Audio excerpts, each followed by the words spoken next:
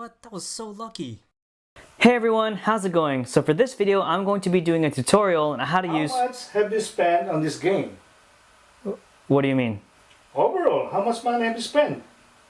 You know what? I can check. The app actually allows you to check your TP history of how much money you spent. So let's have a look. I think I spent over $500. Why would you do that? Huh? No.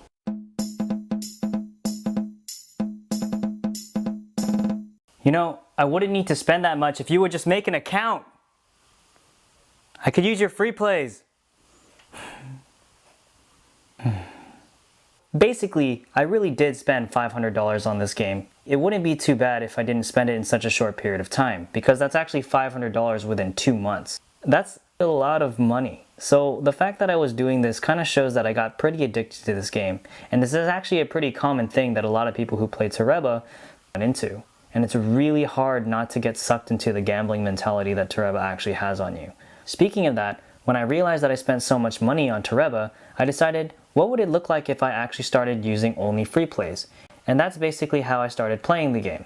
And through my experience doing only free plays, I kind of want to share what was my strategy to actually win everything that I've done through free plays. If you've looked at my unboxings, it's quite a bit. Tip number 1, make sure that you watch the winning replays. When you're looking at the menu, you'll actually be able to see the last 20 things that were won from the Toreba app. And when you refresh the page, you'll be able to see any wins that are happening in real time. This is a good resource for when you're trying to find items that are really easy to win or something that could potentially be won in one try. Even though you find a machine that might be easy to win, the chance of you being able to play it could be pretty difficult, considering that when people notice that a machine has a high win rate, they're going to want to fall in line, and there's going to be a lot of people watching that machine. So just keep that in mind that it may take a while before you can even play a machine that's pretty easy to win. Tip number 2, make sure to take note of the strength of the crane and the weight of the prize. Let me give you an example of that. In my experience, all cranes have the ability to lift the prizes, and also in some cases, the prize will actually be able to be lifted if you have a sweet spot. Take this Snorlax plush for an example. Can you think about where you need to aim to get this thing to lift? Well, the answer is you need to get it between its forearm and his bicep, but just the slightest amount off will actually make it so it doesn't lift. Let me show you what that looks like. If you aim it right here, it looks like it should actually lift it, but you'll notice that when the claw goes up, it actually doesn't grip on anything. In this example, although the plush is in a slightly different position, it's still the same machine and still has the same principle for winning. Keep note of the slight difference of where the claw is placed on this one. It's slightly higher from the previous example. Notice how the claw sides actually touch the arms. Keep this principle in mind, because sometimes this might apply to other things that you're trying to win. Tip number 3, make sure that you also poke and push prizes.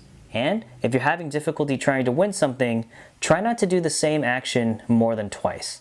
Chances are, if you do the same action and you're not getting a lot of movement, you might want to try to do something else. There are a lot of non-conventional ways for you to win a prize as well. When you look at this particular prize, most people would try to kind of shift its body so that it moves and falls through the holes, but there's actually another way that you can do it. Can you figure it out? Well, let me show you as opposed to tell you.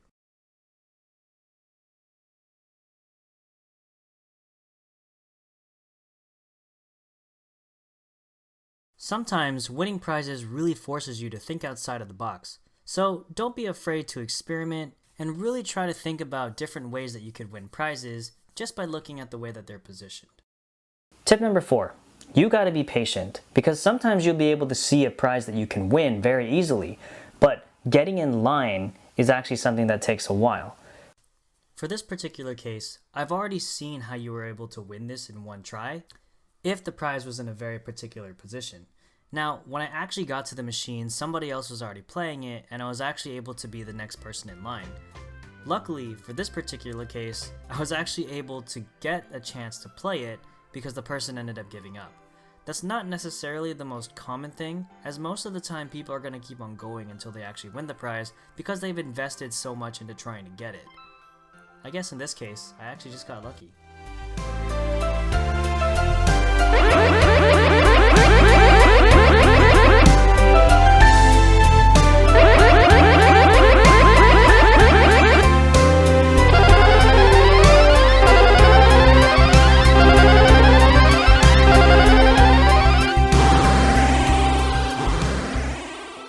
Tip number 5. Resist the urge to play one more time. Sometimes when you're trying to win these prizes, especially when you only have one try, you'll notice that you'll actually make it so much easier for the person behind you. If that happens, don't play. If you think about it, a lot of these prizes you don't necessarily need. Even if you want to give them away as presents or anything like that, chances are it's better for you to kind of wait for the next day so you can see if you can try to get it again. Remember also that free plays can actually stack depending on where you're located in the world. So for example, in the US, you can actually have a max of 2 free plays stacked at a time. So you basically have 2 tries, one after the other. Tip number 6. It takes a lot of study. You'll notice that there's a lot of different machines that you can play, like the balance bar games, the ping pong games, the fishhook games, and all of them have very specific ways that they can win. And you'll notice that the more that you keep on watching replays, that a lot of these things actually get won in a similar fashion. It's also really important to understand the mechanics of the game. So when you lift something up, where is it going to fall? When you push something, how far is it going to go down? And that's actually very helpful when you're in a situation like this, where there's something that looks like it can be won, but nobody's playing it. I was pretty surprised when I went onto this machine that nobody was playing it, because at least I could recognize that there was a potential of winning this in one try. At the end of the day, for free plays, if you think it's something that you can win and you have an idea of how to do it, I say go ahead and try it. So let's see how I did.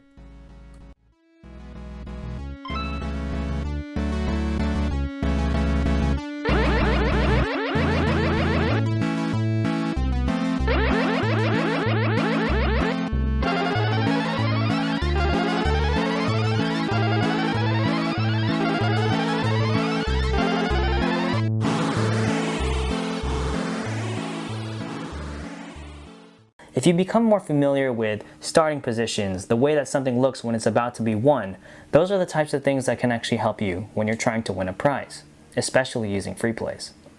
Overall, all you gotta do is make sure that you pay attention to the different ways that the machines can actually work. And if you're able to do that, it actually becomes a lot easier to try to win stuff using only free plays. Also, don't forget to always check out the winning replays, because you'll never know when you'll find Mame Goma. Wait a minute.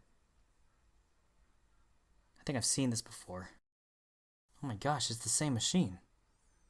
And there's no balls in the win area. Somebody won that seal cube again. I think I should play it.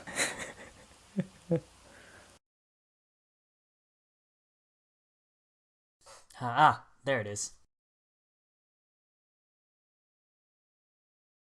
No one's playing this thing. I don't know, it's a ping pong one. These ones are generally luck. But it was won the exact same way on the same machine. What are the chances of this actually happening? Okay, I think it's okay. It should probably be fine. Yeah, it should probably be fine. Oh my gosh, somebody was gonna try it right after me. Okay. Okay, I think I'm just gonna try it.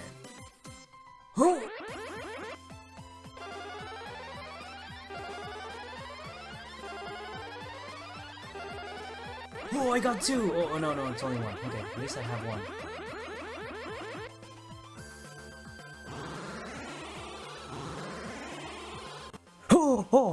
Oh my god! Oh my god! Oh my god! Oh! How about that?